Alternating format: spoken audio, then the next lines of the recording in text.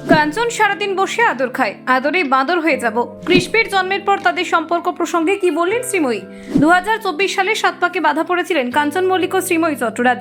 সেই বছরেই বাবা মা হন তারা। অ্যাডিসনকে দেওয়া এক সাক্ষাৎকারে ডেটে যাওয়া প্রসঙ্গে কথা বলতে গিয়ে প্রথমে শ্রীময়ী বলেন, আগে কোনোদিন কাঞ্চন আমাকে ডেটে নিয়ে যায়নি। আসলে আমরা এত ডেট বা এইসব বুঝতাম না।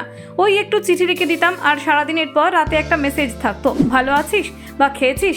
এটাতেই আমার গায়ে কাঁটা দিত। তবে এখন বরং আমরা একটু বেশি রেটে যাই। কৃষ্ণবি এখন যেতে পারছে না, মিস করি। শ্রীময়ীর কথা শেষ করতে না দিয়ে কাঞ্চন বলেন, না কেন, আমাদের সঙ্গে ডেটে গেলে তো।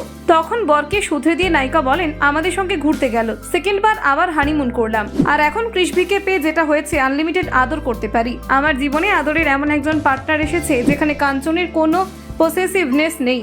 কিন্তু এতে কি কাঞ্চনের আদর কমে যাচ্ছে? সেই প্রশ্নে তারা দুজনেই না না বলেন। তারপর শ্রীময়ী বলেন, আমার আদর বেড়ে গিয়েছে। যদি কাঞ্চন সারাদিন বসে আদর খায় তাহলে তো কাজ হবে না। পাশ থেকে কাঞ্চন বলেন, আদরে বাঁদর হয়ে যাব।